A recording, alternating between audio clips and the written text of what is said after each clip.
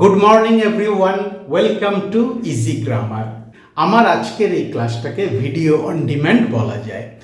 শ্রী অনিল চন্দ্র সরকার আমার কাছে রিকোয়েস্ট করেছেন আমি যেন ল্যাটিন ফ্রেজ ডি ফ্যাক্টো কীভাবে বাক্যে ব্যবহার করতে হয় সেই নিয়ে আলোচনা করি। তো ডি ফ্যাক্টো এটা হচ্ছে একটা ল্যাটিন ফ্রেজ, যাকে ইংরেজিতে ইন ফ্যাক্ট অথবা ইন রিয়ালিটি বলা যায়। ইংরেজি ভাষায় ডি ফ্যাক্টো এই ল্যাটিন ফ্রেজটাকে অ্যাডপ্ট করা হয়েছে বা নিয়ে নেওয়া হয়েছে এবং ইংরেজি ভাষায় এই ফ্রেজটার ব্যবহার ব্যাপক। তো চলো কিভাবে ডি ফ্যাক্টো ফ্রেজটা বাক্যে বসে সেটা আমরা দেখে নিই। আর সেটা বুঝতে গেলে আমাদের বোর্ডে লেখা বাংলা বাক্যগুলো একটু পড়ে নিতে হবে। যদিও তার ম্যানেজারের পদ নেই, কিন্তু আসলে সেই কোম্পানির ম্যানেজার। ছেলেটি আদতে খুব মেধাবী। বিদ্রোহীরা দেশের অন্য অঞ্চলে বাস্তবিকই তাদের সরকার গঠন করেছে।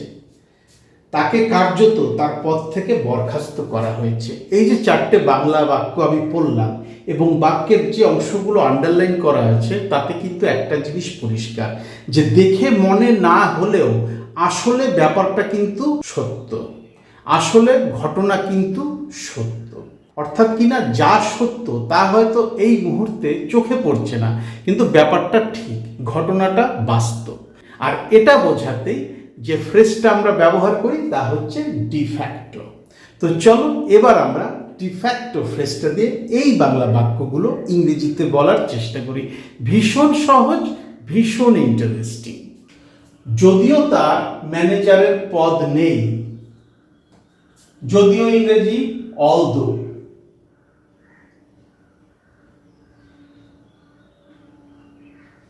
তার নেই হি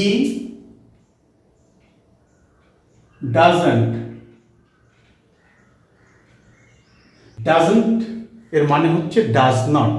অলদো হি ডাজন্ট হ্যাভ, যদিও তার নেই, কি নেই?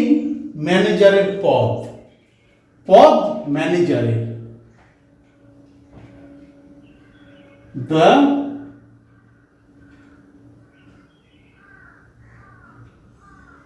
ডেজিগনেশন, ডেজিগনেশন মানে হচ্ছে পদ। যদিও তার পদটি নেই, কিসের পদটি নেই? ম্যানেজারের। অফ আ ম্যানেজার, কমা দিয়ে দিলাম, কিন্তু বাট আসলে সেই কোম্পানির ম্যানেজার। সে হয় আসলে কোম্পানির ম্যানেজার। এইভাবে ইংরেজিতে আমাদের বাক্যটা সাজাতে হবে। সে হয় আসলে কোম্পানির ম্যানেজার, বাট হি ইজ, এইবার আমি ফ্রেজটা বসিয়ে দেব, de facto.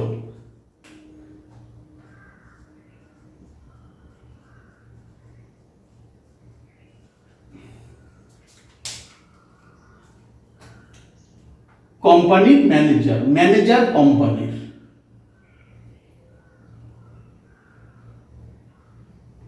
Manager of the company. Although he doesn't have the designation of a manager, যদিও তার ম্যানেজারের পদ নেই, কোম্পানি তাকে এখনো ম্যানেজার ঘোষণা করা হয়নি, কিন্তু সেই সব কিছু ম্যানেজ করছে কোম্পানির। বাস্তবে সেই কোম্পানির ম্যানেজার, আসলে সেই কোম্পানির ম্যানেজার। অর্থাৎ কিনা দেখে মনে না হলেও বা দেখে বুঝতে না পারা গেলেও অবস্থা বা ঘটনা বাস্তব অথবা সত্য। আর এটা বোঝাতেই আমরা ডি ফ্যাক্টো ফ্রেজটা ব্যবহার করছি। ছেলেটি আদতে খুব মেধাবী। ছেলেটাকে দেখে সাধারণ মনে হলেও আদতে ছেলেটা খুব মেধাবী। তাকে সাধারণ মনে হচ্ছে ঠিকই, কিন্তু বাস্তবে সে খুব মেধাবী। সত্য সত্যই সে খুব মেধাবী। ছেলেটি, দ্য বয়, হয় আদতে, এই অংশটার জন্য আমি ডি ফ্যাক্টো বসিয়ে দেব। খুব মেধাবী, ভেরি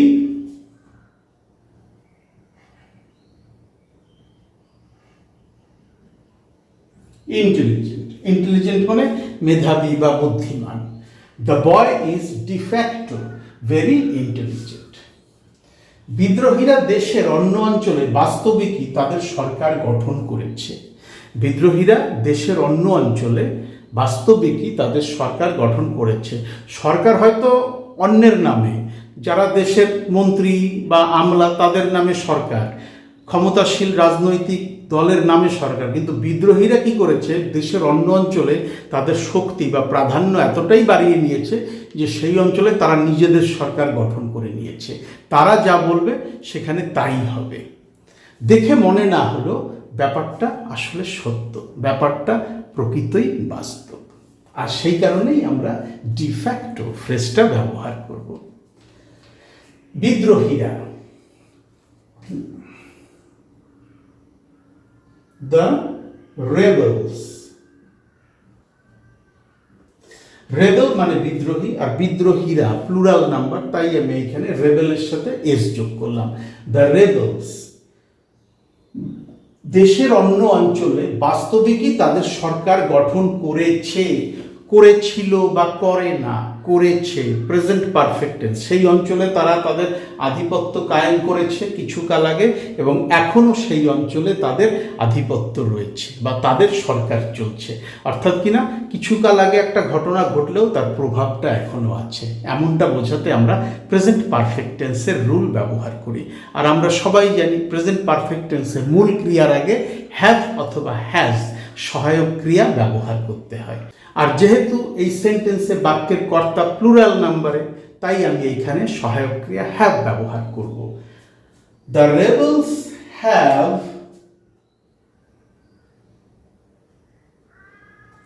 বাস্তবিকই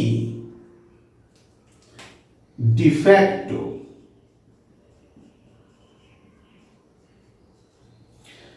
গঠন করেছে।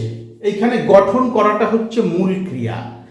প্রেজেন্ট পারফেক্ট টেন্সে সহায়ক ক্রিয়া হ্যাভ অথবা হ্যাজ বসালে তারপরে যে মূল ক্রিয়াটা বসে তার থার্ড ফর্মটা ব্যবহার করতে হয় বা পাস্ট পার্টিসিপেল ফর্মটা ব্যবহার করতে হয়। The rebels have de facto formed.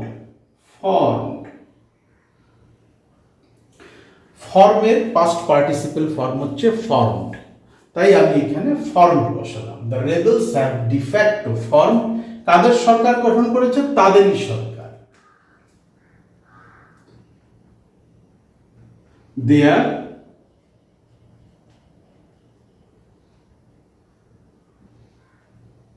Government. কোথায় করেছে? দেশের অন্য অঞ্চলে। In another.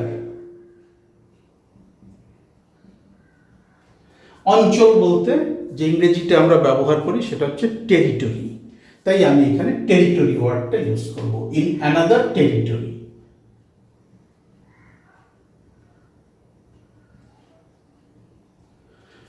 কোন অঞ্চলে? দেশেরই অন্য অঞ্চলে, তাই আমি এখানে লিখব of the country. The rebels have de facto formed their government in another territory of the country. বিদ্রোহীরা দেশের অন্য অঞ্চলে বাস্তবিকই তাদের সরকার গঠন করেছে। সরকার ক্ষমতাসীন দলের নামে থাকলেও বাস্তবে দেশের অন্য অঞ্চলে সরকার বিরোধী বা বিদ্রোহীরাই তাদের সরকার গঠন করে ফেলেছে। তাদের কথাতেই ওই অঞ্চলে সব কিছু হয়।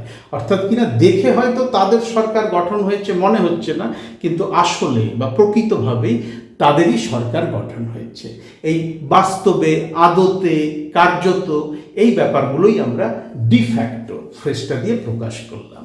তাকে কার্যত তার পদ থেকে বরখাস্ত করা হয়েছে, যদিও সে এখনো কাজে আসছে, কিন্তু বাস্তব ঘটনা হচ্ছে তাকে তার পদ থেকে কার্যত বরখাস্ত করে দেওয়া হয়েছে। আসল ব্যাপার হচ্ছে তাকে তার পদ থেকে বার করে দেওয়া হয়েছে। দেখে হয়তো মনে হচ্ছে সে কাজে আছে, কিন্তু বাস্তবে সে আর কাজে নেই।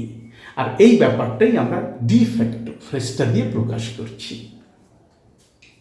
তাকে কার্যত তার পদ থেকে বরখাস্ত করা হয়েছে। হি হ্যাজ, এইবার আমি ফ্রেজটা বসাবো de facto, he has de facto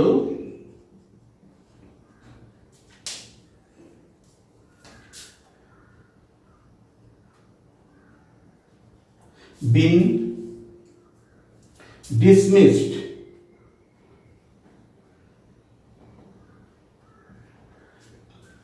from his post. He has de facto been dismissed from his post. এখানে এর অর্থ অন্য হতে পারে, সে তার পদ থেকে কার্যত বরখাস্ত হয়েছে, করা হয়েছে না লিখে আমি এইভাবেও লিখতে পারি যে সে কার্যত তার পদ থেকে বরখাস্ত হয়েছে। অর্থাৎ কিনা সে কাজে আসছে ঠিকই, কিন্তু আসল ব্যাপার হচ্ছে তাকে কাজ থেকে বরখাস্ত করে দেওয়া হয়েছে। কার্যত, বাস্তবে, আসলে, আদপে, এই বাংলা ওয়ার্ডগুলোই আমরা ডিফ্যাক্টো ফ্রেজটা দিয়ে প্রকাশ করি। তো চলো এবার তোমরা বোর্ডের একটা স্ক্রিনশট নিয়ে নাও। স্ক্রিনশট নিয়ে তোমরা যখন নিজেদের মধ্যে প্র্যাকটিস করবে ডিফ্যাক্টো ফ্রেজটা দিয়ে কথা বলা, তখন কিন্তু এই স্ক্রিনশটটাই রেফারেন্স হিসাবে ব্যবহার করতে পারবে। খুব সহজ একটা ফ্রেজ, ফ্রেজটা আসলে ল্যাটিন ফ্রেজ, কিন্তু ইংরেজি ভাষায় এর ব্যবহার ব্যাপক। তো আমি তো মনে করি না ফ্রেজটা কঠিন, বা বাক্যগুলো যা আমি লিখেছি সেগুলো কঠিন। তবুও যদি তোমাদের কোথাও আটকে যায়, বুঝতে অসুবিধা হয়, আমার ভিডিওর কমেন্ট সেকশনে লিখে জানিও। ডেসক্রিপশন বক্সে আমার ইমেল অ্যাড্রেস আছে, চাইলে সেখানেও আমার সাথে যোগাযোগ করে নিতে পারো। Thank you so much for your time and attention, and have a nice day.